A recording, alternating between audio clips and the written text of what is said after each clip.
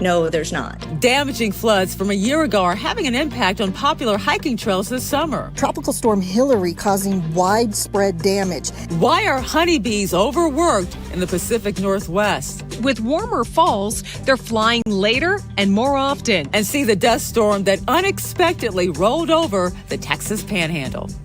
From our nation's capital, this is the National Weather Desk. And good morning, everyone, and welcome to the National Weather Desk. I'm Angela Brown. One meteorologist calls it an insane amount of rain. East Texas is already soaked, and now folks there are preparing for flooding. Flood watches are posted across the area this morning. Another 10 inches of rain could fall over the next few days. The ground already saturated. Some places have seen a year's worth of rain since January.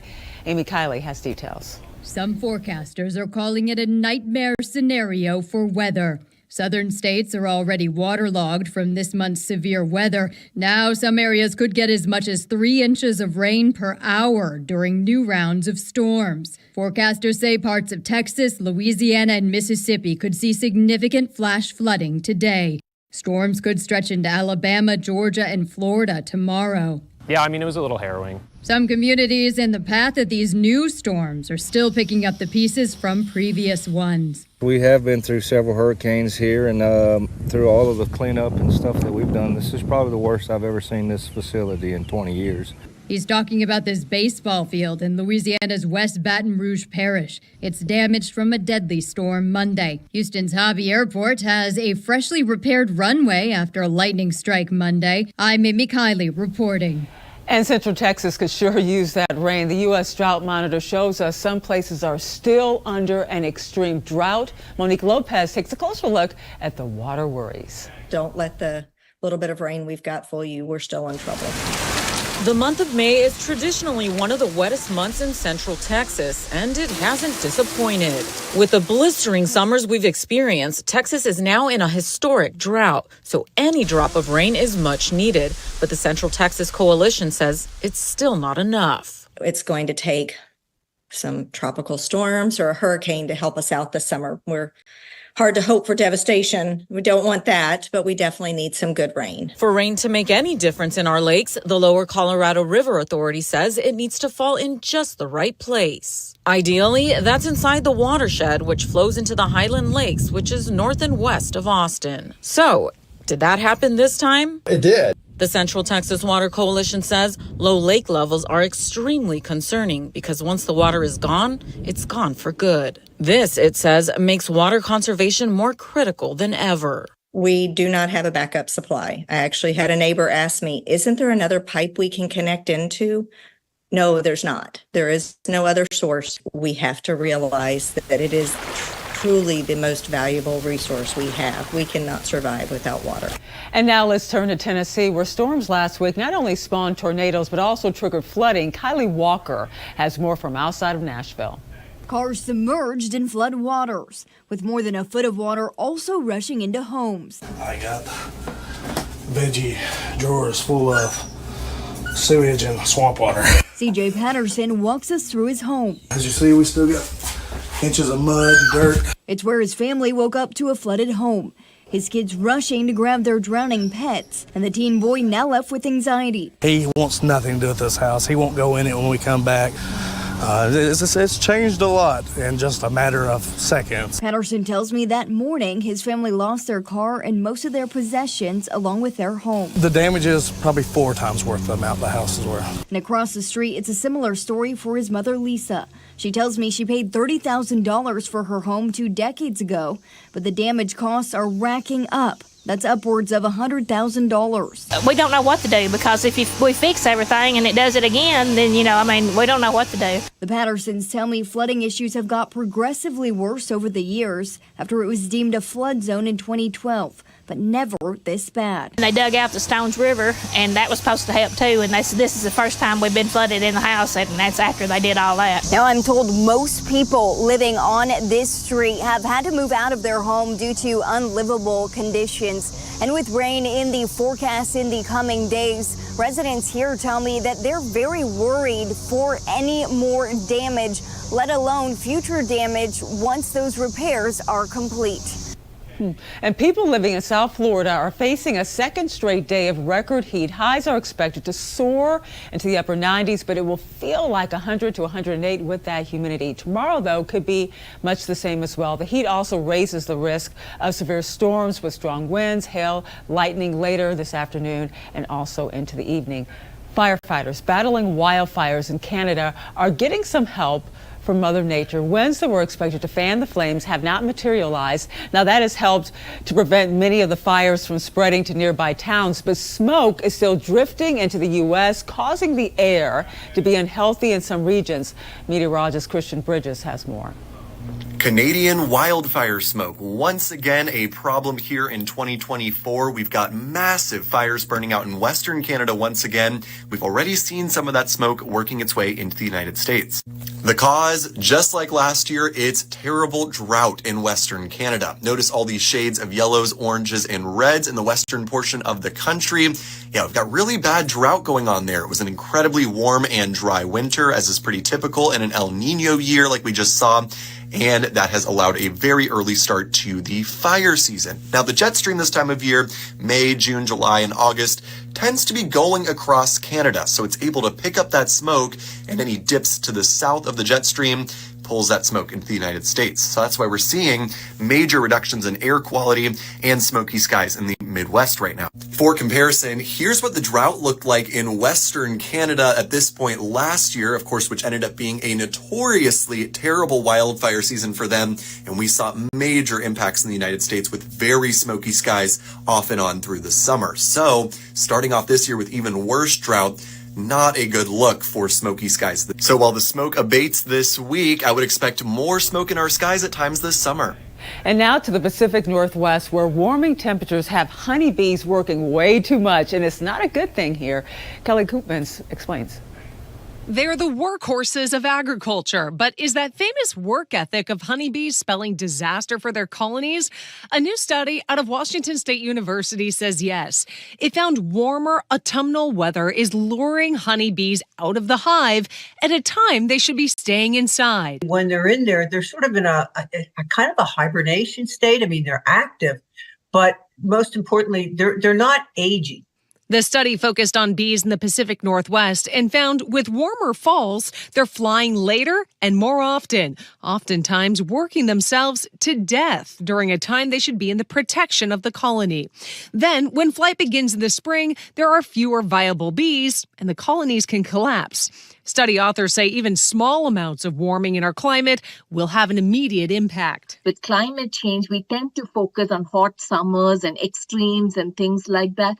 But even small changes in temperatures in seasons like fall that we don't usually pay attention to can exacerbate the issues. To fight back, researchers are trying to create artificial winters by keeping bees in indoor refrigerators, where the bee's hot streak of work is put on ice. Placing bees in these refrigerated storage facilities allows them to control the temperature so that we can keep them in a winter-like state regardless of what the outdoor temperatures are.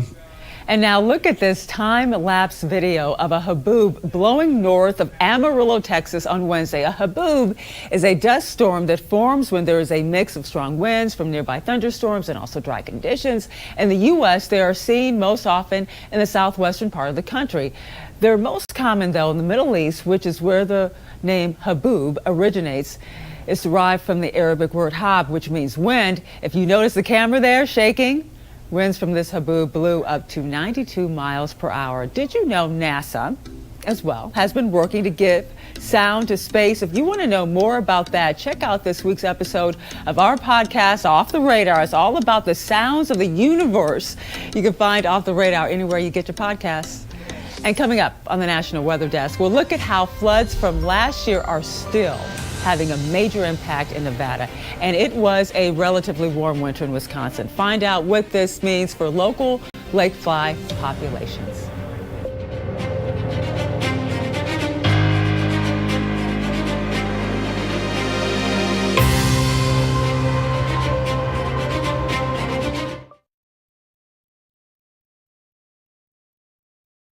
I'm meteorologist Charlie Lopresti with Look at the Northeast. We have some wet weather for parts of the Northeast during the morning hours today. Notice some heavy downpours through parts of New England. Elsewhere, parts of New York especially, you'll see more in the way of some sun. That's going to lead to a wide range in temperatures, 50s and 60s. Some parts of the Northeast will warm into the 70s. It's a mixture of clouds and sun heading into our Friday, and we'll probably play games of some fog near the immediate coastline. Look at these temperatures ranging from upper 50s to upper 70s. I'm Chief Meteorologist Gerard Jabali. Here's a look at the Mid-Atlantic region. Your Thursday starts out with mostly cloudy skies, but some occasional breaks may give us some sunshine here and there. Low pressure offshore is just going to keep the clouds moving in, but otherwise we should be mostly dry all the way through Friday afternoon. Good chance for some rainfall to come late Friday night into Saturday morning. Temperatures should recover, though. If we get any sunshine, we'll hit near 80 degrees. If we see that again on Friday, we should at least be in the 70s. I'm meteorologist Vitas Reed. Here's a look at your southeast forecast highs for the day. Looking at Birmingham at 86 degrees, Mobile 89, a hot one there. 93 in Jacksonville, Raleigh 81 degrees, but those 90s are very strong down in parts of South Florida with heat index numbers in the low 100s as we see that heat turned up. We have a lot of sunshine over the southeast. Looking at Atlanta and Raleigh down the I-95 corridor down through Birmingham and Tuscaloosa, looking nice and sunny. Our next weather maker moves out of Texas as we go through the next few days.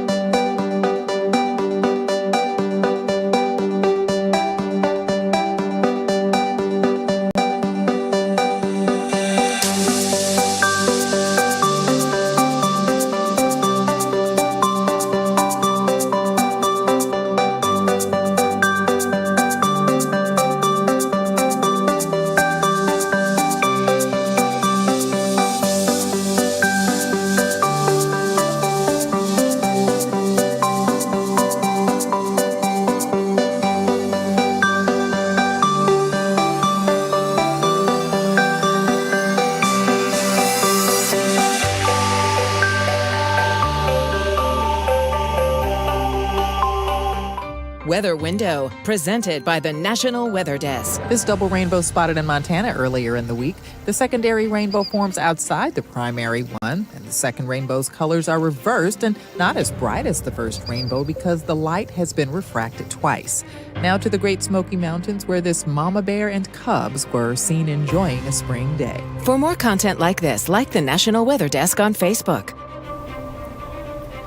And now to some disappointing news for folks who like to and are looking forward to summer hiking near Las Vegas. Many popular trails are closed thanks to devastating flooding nearly 1 year ago. Denise Roche explains.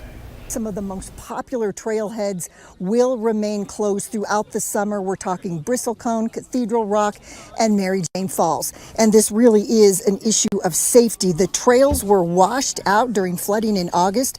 Tropical Storm Hillary causing widespread damage. However, 99% of the mountain is open, so the advice is find a new favorite trail this season. Still, the closures do hurt. The rain has devastated things, and so we're very hopeful that things can open back up for us because the options down in the lower areas are way too hot to hike, so this is basically our only option. When will these trails open?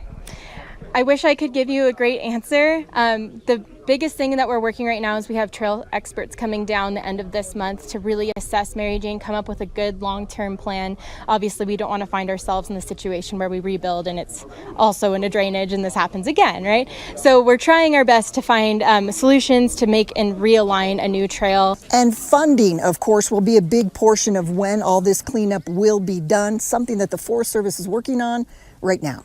You know, creepy callers aren't so bad when it's only one or maybe even two of them, but what happens when they are everywhere? Well, it's officially Mormon cricket season in northern Nevada. Andrea Esparza shows us there are way too many to count. The 2-inch creatures are small, but when they travel by the millions, they can become intimidating. It was kind of a creepy feeling. You looked out the windows and there were dozens and thousands of bugs, and the entire lawn in the back was moving. Mormon crickets are not dangerous to humans, but they are an inconvenience, especially for Jesse Hall Elementary School, as their unwelcome guests push them inside. For the last 2 days, we have had no outside recess because yesterday it felt like the plague. The Mormon Crickets were all over, and they used blowers to move it away so that we could get students safely into the front doors without getting crickets inside, and they are still here.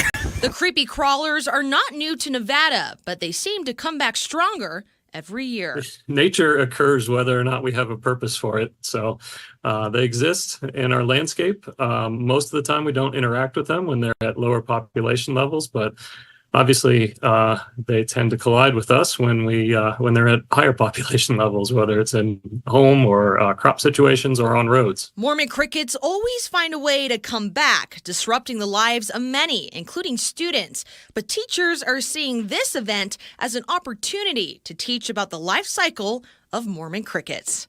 In Reno, I'm Andrea Esparza, and is anybody else itchy? I am. Every year it signifies a change in seasons along lakes in Wisconsin. Lake flies are out after hatching this month, but are the swarms as large as years before? Andrew Merton's headed to Lake Winnebago to get a look. Camping season is ramping up across northeast Wisconsin, including at Calumet County Park, and a familiar critter has returned. Park leaders say they first noticed lake flies the week before Mother's Day. Just a few here or there, nothing like we're seeing right now. Right now the hatch seems to be pretty thin so far, but with the warm weather that might increase. Park officials believe cooler temperatures and wind along the lake have played a factor in what seems to be a smaller population currently.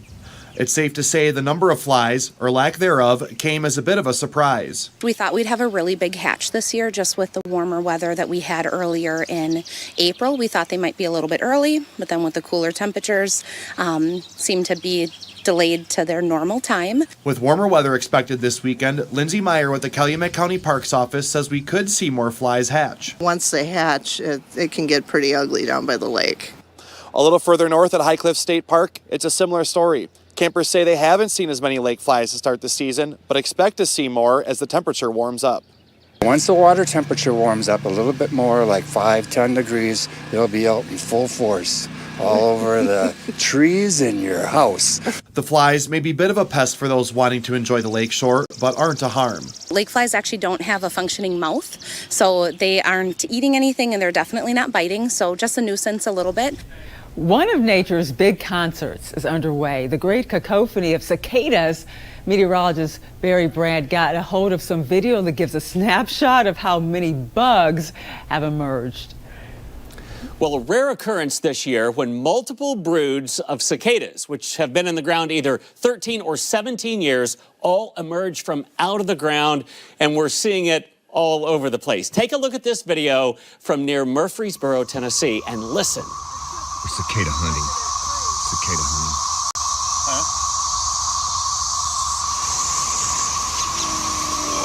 Hundreds and hundreds of cicadas in that tree alone. Scientists estimate that trillions of those cicadas are out there, and they're making a deafening roar in some areas. Weather in the Washington, D.C. area has been a little bit on the damp side lately. Meteorologist Veronica Johnson noticed some amphibians are appearing more often. On lawns, on driveways, on sidewalks, and yes, doors. I captured this leapfrog on my glass door, just making his way up. And quite frankly, I've been seeing a lot of leapfrogs lately based on our wet weather. They, in fact, thrive when it's wet and when it's cool.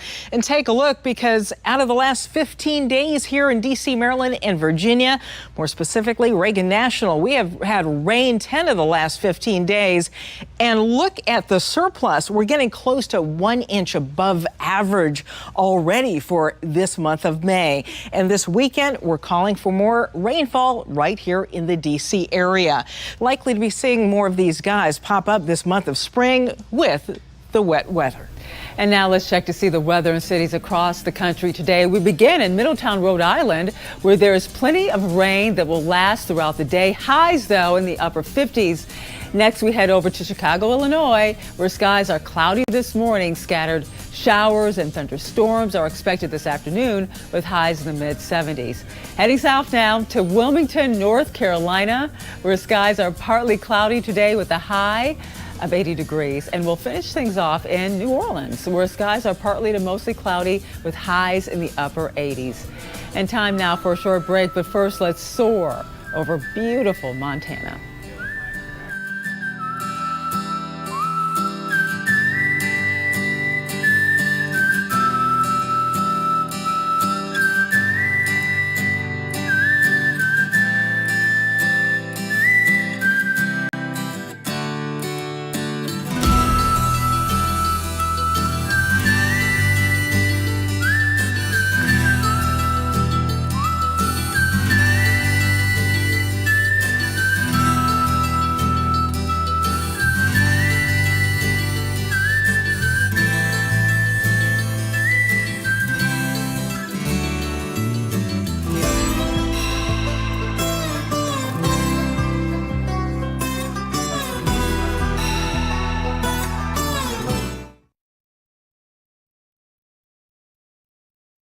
Good Thursday morning, everyone. I'm meteorologist Andrew Buck-Michael. Warming up out across the plains, close to 80 degrees, but we have some rain moving its way closer to the Great Lakes and the Ohio Valley as we go through the day today, and it continues moving to the east heading into your Friday. Look at those temperatures, though, heating up into the upper 80s across the plains with a lot of sunshine for Friday and Saturday. Temperatures still staying pretty warm for most of the Midwest, getting up to 90 in Wichita there on Saturday, with most of the region fairly dry.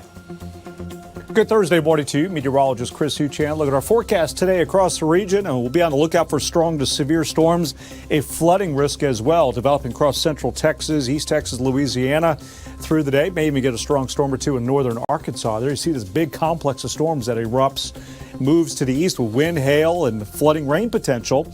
Highs will be a little cooler in the 70s and 80s. We step into Friday's forecast, the risk for a few strong to severe storms, mainly East Texas across Louisiana. Well, hi there and a good Thursday morning to everybody. I'm meteorologist Shannon O'Donnell. Desert Southwest continuing to soar into the 90s to near 100 degrees today. Vegas included at 97. Notice the cool temps along the California coastline. That's because the May Gray is back in business through the Golden Gate Bridge. That's that fog and stratus. Meanwhile, in the PNW, here comes the next weather maker. A set of spring showers going to drop today into Seattle and eventually Portland. And that's the scene from here.